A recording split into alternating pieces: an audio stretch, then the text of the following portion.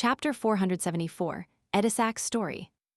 Inside the solarium of Red Rose Manor. Edessak Augustus stood by the full-length window, looking at the indifferent Trissy with a gloomy face, and he said in a voice that was like a volcano about to erupt, "Why did you run away again?" Trissy looked past him and beyond the window, chuckled, and answered with a question. "Did you see the meteor shower? Did you feel the trembling of the earth?" Behind her, porcelain and other items in the cabinet had fallen onto the thick, soft carpet. The old butler, Funkel, was standing beside her. "It's not too rare for that to happen," Edessak replied in a low voice. Trissy raised her eyebrows slightly. "You are very dull." "Then let me be frank with you, I am a demoness." Prince Edessak's expression didn't change at all. He turned to the old butler and said, "Guard the door and prevent anyone from entering." "Yes, Your Highness." Funkel gave Trissy a cold look and walked out of the solarium. When he heard the door close, Edessak exhaled slowly. "Trissy cheek, huh? You prefer to be called Trissy." "I know you're a demoness. The person who helped you purchase the Beyonder ingredients failed. What you received was provided by me. I don't mind that my princess consort is a witch or a demoness. I've even seen your wanted poster." Trissy was surprised at first, but she then revealed a mocking smile. "You sure know a lot. Did you know that I was once a man, and that my real name is Triss?" "What?" Edessak's eyes widened, and he tilted his head a little, as though he couldn't believe what he had heard. Upon seeing this, Trissy couldn't help but laugh. She laughed so hard that she frantically bent back and forth like a lunatic. "Haha, you didn't make a mistake. I was once a man. I used to be like you, and the thing down there was longer and thicker than yours. However, the witch potion had forcefully changed my gender." "Are you disgusted? Does it give you goosebumps?" She vented the words she had been repressing all this time, before taking 2 steps forward. Edessak instinctively retreated, his Adam's apple moving involuntarily. "No, it's not like that. You're a real woman, there's no problem. I can definitely confirm that."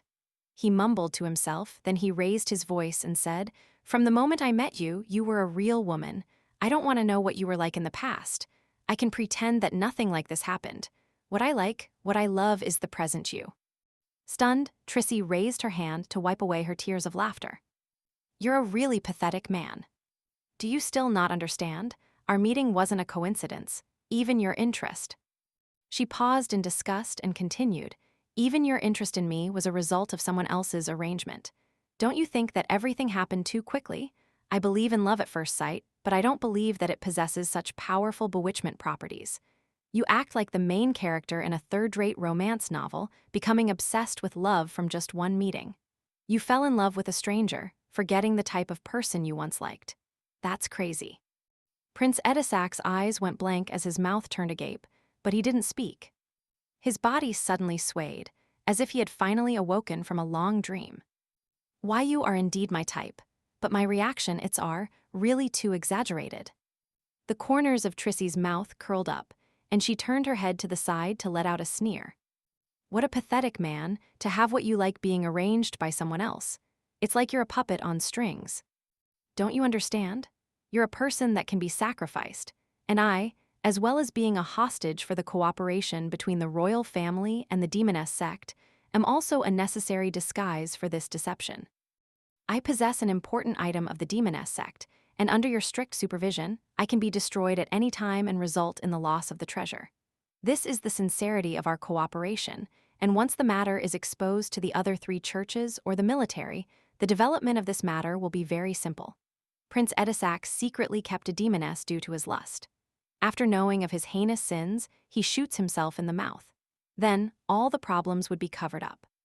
"No," Edessak blurted out. Then, with a twisted expression, he asked, "Why are they cooperating with the demoness sect?" "How could a hostage who might be abandoned at any moment know?" Trissy gave a self-deprecating laugh. "That's the whole reason behind why I want to flee." She lowered her head and chuckled in a low voice. Her body trembled slightly from the laughter. After a few seconds, she raised her head once again, curled the corners of her mouth, and said, "What do you want to do with me? Strip me down and throw me onto the bed? No, you've probably formed a psychological resistance. Actually, I don't mind giving you some warmth right now. It's not a shameful thing for two poor people to comfort each other. Prince Edessak darkened his rotund face and looked at Trissy silently for nearly a minute. Suddenly, he closed his eyes, pointed to another side and said, "You can leave. Leave through that door." Trissy raised her eyebrows in astonishment. "You're letting me go?" "Yes." Edessak turned to look out the window and slowly replied, "I'll stop Funkle. As for whether or not you can escape from the other pursuers, that will depend on your own strength and luck."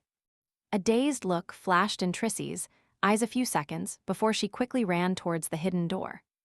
Before leaving, she couldn't help but look back. "What about you?" Edessak didn't turn his head, but he continued to stare out of the full-length windows as if searching for the shadows of his past. He smiled and said, "Me. Let me live in this beautiful story and welcome its final end, good or bad." Trissy took a breath and, without further ado, went through the secret door. In a quiet room inside St. Samuel Cathedral, one of the 13 archbishops of the Church of Evernight, the person in charge of the Backland Diocese, St. Anthony Stevenson, had received an urgent telegram from Earl Hall's residence. This bearded old man with deeply recessed eyes had an extremely clean appearance. Even though he wore a black and red archbishop's robe, he didn't give off a gloomy feeling.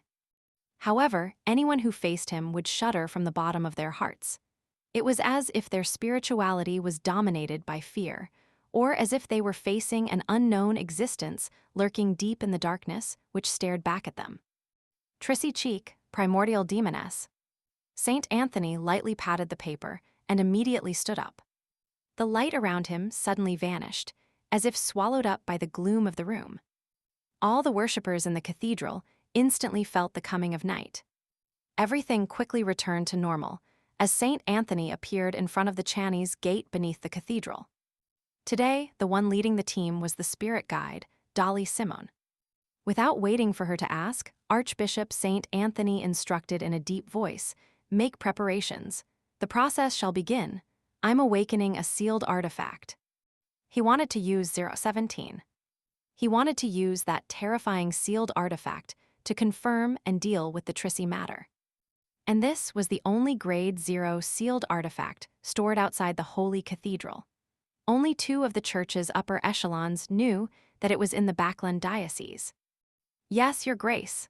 Dolly was startled for a second, then she immediately responded. While waiting, St. Anthony closed his eyes as a portion of 017's information surfaced in his mind. Number 17. Name XXXXXX. Danger grade 0, extremely dangerous. It's of the highest importance and of the highest confidentiality. It is not to be inquired, disseminated, described, or spied. Security clearance. Pope, Team A researchers, and Archbishop of the Backland Diocese. Note: when the Archbishop is transferred out of the Backland Diocese, the corresponding memories have to be wiped out using Sealed Artifact 129. Sealed method. The seal is completed through the combination of 129 and 180. Description: this isn't an item. This is a living angel. Her appearance is beautiful with black hair and eyes. Looks like a young woman, but her actual age cannot be estimated. She doesn't have the wings recorded in canon. Just from her appearance, she is no different from an ordinary person. She does not have the ability to think and has lost all sentience. Anyone and everything that comes close to her will completely disappear. Through divination and other methods, it can be confirmed that they're still alive but are impossible to locate. Currently, 1825 methods have been attempted, with every one of them failing. 017's range of influence will expand and contract without any pattern. Currently, it has caused more than 70 researchers to vanish. Warning: she cannot be used. Appendix 1. This sealed artifact first appeared in the Pale Era of the Fourth Epoch. Exact year: missing. Exact date: missing. Exaction location: missing. Appendix 2. Based on the information, she has been awakened 5 times. By passing on the message to search for the Nsi Zangwil imposter, Klein, with the help of divination, overcame the interference of the master key and ran all the way to the exit given to him from the revelation. He knew very well that with a carpet-style search, the corpse in the empty room would soon be discovered, so he had to race against time to get to the exit. A faceless's powers should be matched with a mystical item that can destroy corpses and clean up my tracks. Having gained true knowledge from practice, it didn't take Klein long to cross the checkpoints and patrolling teams before he arrived at the exit where the divination pointed him to.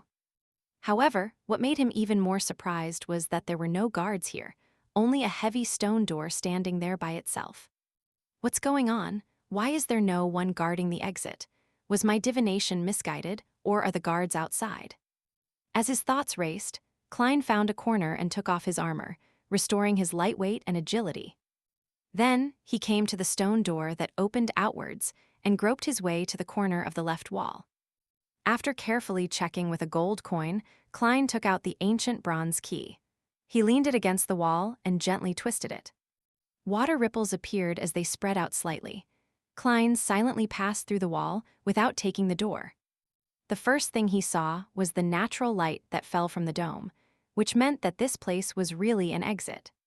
Klein carefully stood motionless as he quickly adapted to the light. He saw neat, but mottled gray stones under his feet and thick pillars in front of him. In the middle of the hall, 4 hooded figures knelt around what appeared to be an altar. Soon after, Klein heard a soft but gentle female voice. "Mr. A, are you ready?"